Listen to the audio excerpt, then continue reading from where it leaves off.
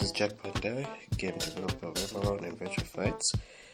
So today we're going to be discussing about Everron's development progress.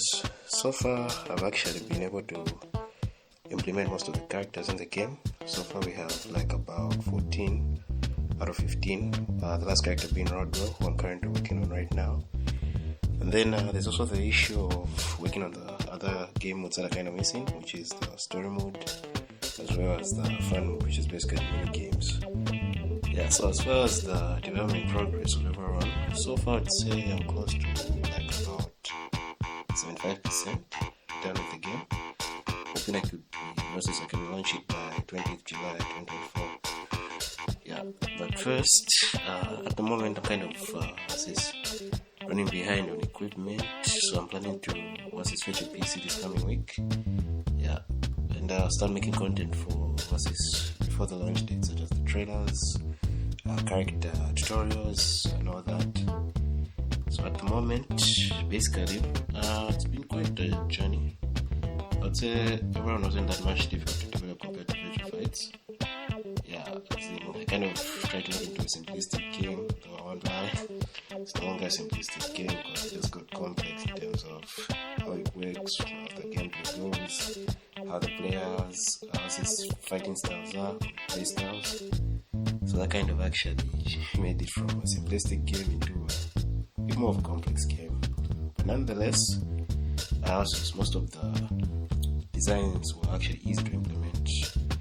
So with Everron's game development, I added some features that were missing from my previous game, Virtual Fights. If you want to check it out, it's down below in the description. Some of the features that were missing in Virtual Fights were the clone system, basically mirror matches. You couldn't pick the same character and actually duke it out with either the CPU or player. And then another missing feature was also what you call the save states.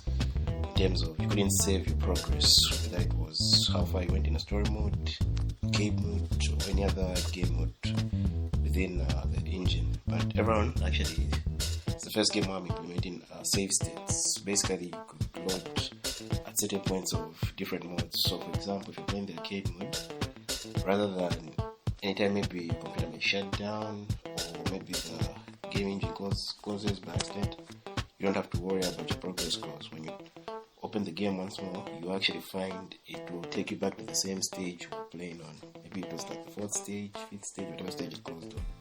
If you want though, there are some settings that I added to the arcade mode where you could actually restart the whole thing if you want to start from the beginning, a new progress type of thing. So the same save system was also implemented in the story mode. It will actually be implemented in the story mode. That way people can keep track of how far they go, because with Everron's story mode, it's going to be a bit unique. I wouldn't say it's story focused like what I did with Virtual Fights, because Virtual Fights was mostly story oriented with a bit of gameplay involved in the story mode. In terms of, it was more like you're just playing through the story. Whatever you do in the match would affect how the story goes, but there was nothing more to it. But with Everron, what I'm trying to do is taking a bit of inspiration from SNK old games such as Art of Fighting 1, where you basically build up a character. So I wouldn't say every character in the game will be basically a story similar to that, but the main 3 characters, which is Boyson, Dragoness, as well as me, these 3 protagonists will basically have such a system when you play their story. So basically it will start off with the lowest attributes, since Everron is based off a system of attributes, which is power, speed, jump, and hype. Just to run through a quick explanation of this, power basically determines the damage that the character does. Speed, basically the movement and how fast certain moves activate. Jump, basically it's in the name itself, jump, how high they can go on the screen. Hype is basically how fast the meter builds up. Basically the chaotic meter or super meter, if you want to call it that. So now in the story mode, basically you start off at the lowest power level overall with the character, the Boyson, Leo, and then you'll be going through the game, building up in terms of playing certain mini games that will actually build up with these attributes, whether it's your power, speed, jumps, or hype. Basically, this will be built over time until you get to the final boss. So the whole idea is it's not fixed that you can build everything exactly. This all depends on what type of training you come across. So the training isn't exactly to say random, but some will come through randomly and some can be picked.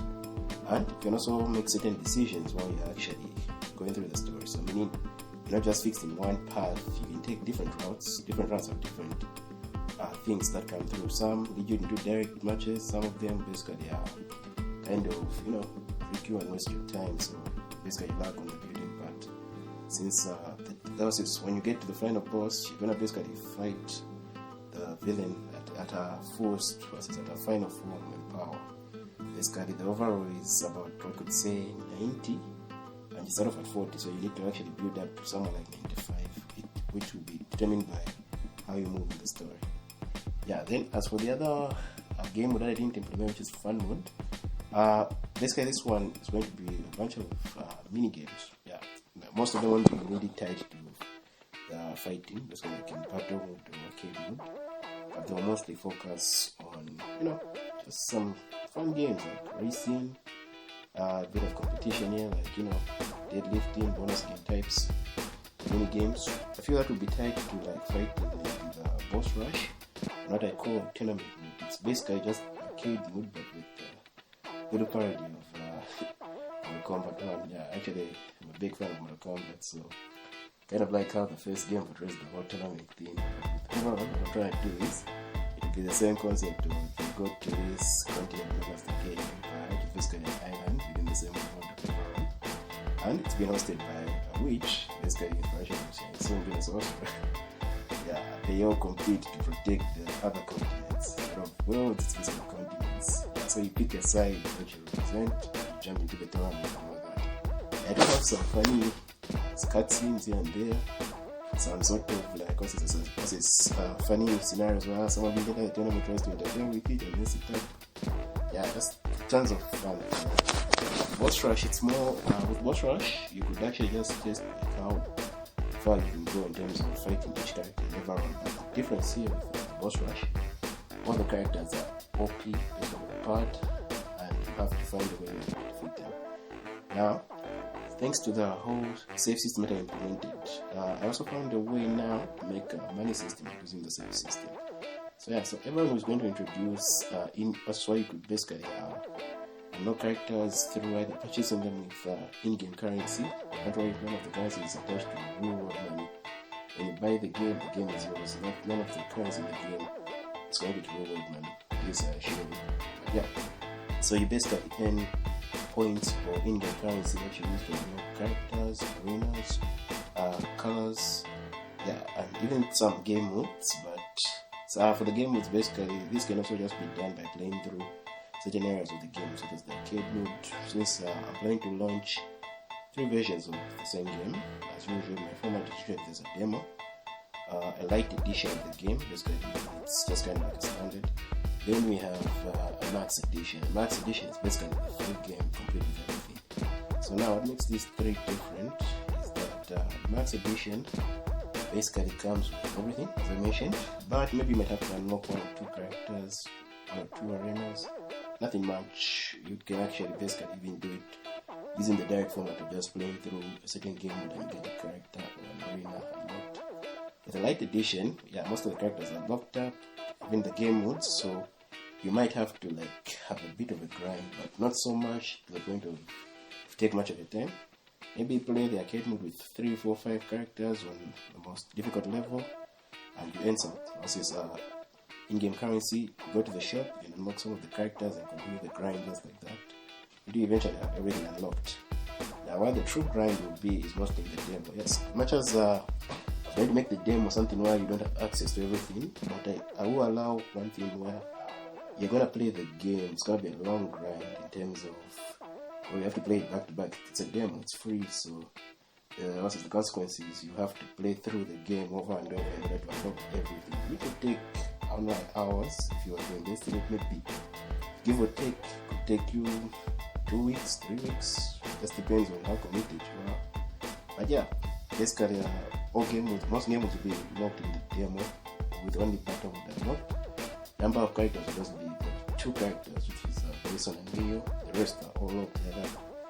What's his 13 characters unlocked. So it's more of a grind fest. You just have to play the game back to back. Before you even unlock any game, you would have to play those 2 characters over and over before you can unlock the arcade mode or the story mode to process get other characters as you play it. Yeah, it's gonna take a lot. And it's also like it's a demo, so you can't complain. You're not paying anything, it's free. You're not paying anything, so consequences you have to grind through. But if you make payment, which is the max edition, light edition, the hassle isn't actually there with the max edition. The light edition, the hassle isn't as bad as the demo. You just have to, play it maybe for a few hours. You almost maybe might have to even have everything unlocked. Yeah, because this guy for light edition, what I was gonna do is you're gonna get almost like, let's just say 70% of the roster. So out of maybe 15, I'm not sure of my math, yes, but let's just say about 9 characters are available and 6 are not. So you basically have most of the roster. You basically you can go to arcade mode and play these characters, rosters, endpoints, and all that, which actually makes your grind much easier because the arcade mode basically offers you in-game currency so much. Yeah, speaking of in-game currency, there are going to be 2 types of currencies within the game. First is coins or points known as Everrons. These are basically just used to, do basic purchases like actual coins and stuff, currency, like just actual cash. Buy this, buy that, nothing to it. Then we also have what we call lucky tickets. Lucky tickets, though, these can be mostly accessed in either the story mode when you complete it, or basically through the boss rush. So now lucky tickets are more like coupons. These lucky tickets are able to purchase an average of between 5 to 6 items without you using any in-game currency of Everrons or the in-game coins. So when you get like a lucky ticket, you're able to unlock 5 things for free at any price. It doesn't matter how expensive it is. If you use a lucky ticket, you unlock it. Yeah. And you can do that to another item just like that. Actually, it saves you the hassle. So the whole idea why I tied it to the boss rush, it's supposed to be because the boss rush is basically all characters overpowered and it's difficult level. So if you're able to get through even like let's say 5 characters, you basically end up with like 5 lucky tickets. So each ticket is basically able to unlock 5 things, which basically gives you about 25 items to unlock. So if you're not really in the mood to, let's say you get the max edition, you unlock the fun mode. The fun mode is actually already unlocked. So if you're like not in the mood to enter the arcade, you just go for boss rush. Right, the boss list coming through characters. Since it's gonna start from the weakest to the strongest. If you're able just to get through 5 of them, it's more like a survival mode. So if you're able to get through 5 of them with 5 lucky tickets. 5 lucky tickets, and you can basically unlock whatever you need. If you need characters who are missing, you get them. Colors that certain characters don't have, you can get them. Yeah, so that's it for today. This is John Pandai. Subscribe to the channel, you comment below. Yeah, peace.